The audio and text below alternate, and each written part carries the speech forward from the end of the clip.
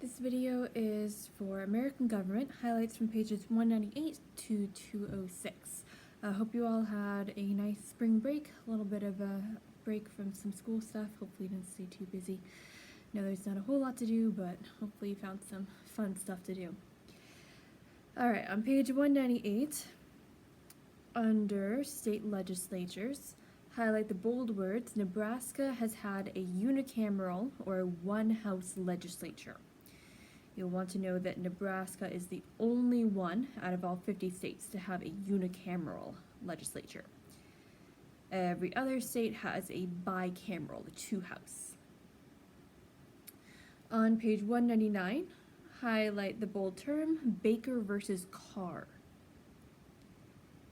At the beginning of the paragraph just under that, highlight Baker versus Carr again. Highlight that it opened the door for federal court regulation of state apportionment. So you want to know that. Remember, apportionment has to do with how the districts are broken up for voting purposes. Turning to page 200, highlight the bold term, direct primary. Highlight that this is where voters choose the political party's nominees.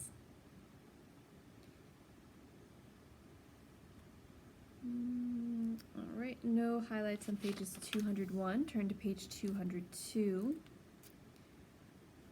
Find the bold term voice vote.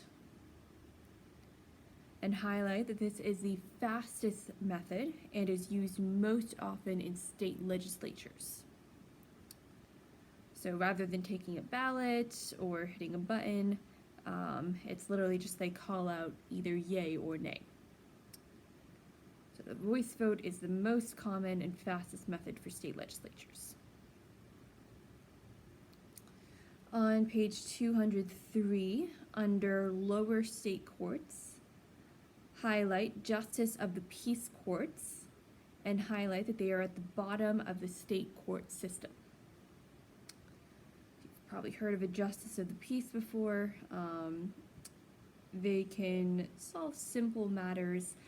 The position dates all the way back to medieval England, so it's very old, very traditional.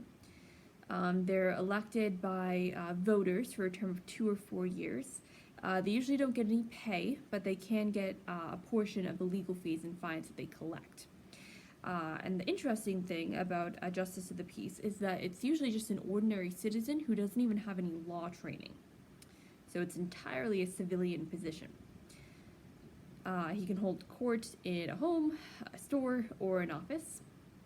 They can handle things like traffic violations, disturbance of the peace, public drunkenness. They can hold preliminary hearings for serious offenses.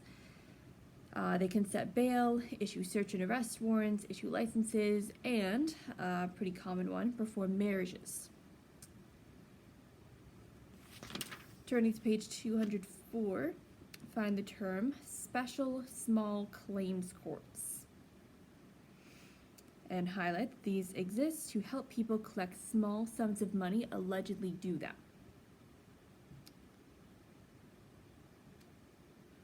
So we've got a breakdown, a little in brief there of the typical state judicial system.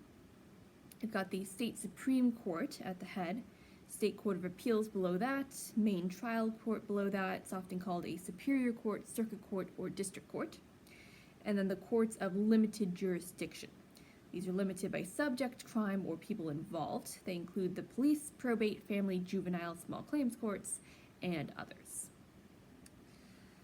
On page 205, second column, find the bold term Court of Last Resort. And highlight a state Supreme Court is generally a court of last resort. It's the highest court to which a case can be appealed. And then from there, pretty much the only place they can go to next is the National Supreme Court.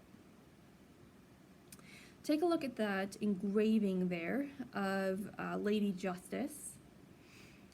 And notice how she's depicted. It's very traditional to have, they might have a statue or an engraving of justice in a court. There's a statue near Plymouth, Massachusetts, a huge statue of Justice here. So notice that she is blindfolded. So she's not looking at who's guilty or who's not guilty. She's not going to be swayed by opinion or appearance.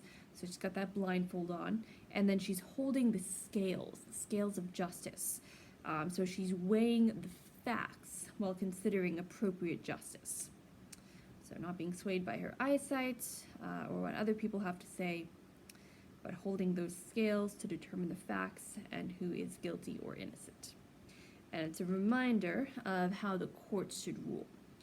Not playing favorites, not playing based on background or who a person is, but weighing those facts. All right, no more highlights for these pages. Make sure that you are that you're studying your next set of verses and just keeping up with things. Hopefully we'll be able to be back in school for that last week for finals, and hopefully that will all work out. So hope you guys are staying safe, staying healthy. Miss you guys a lot, and hope to see you guys soon.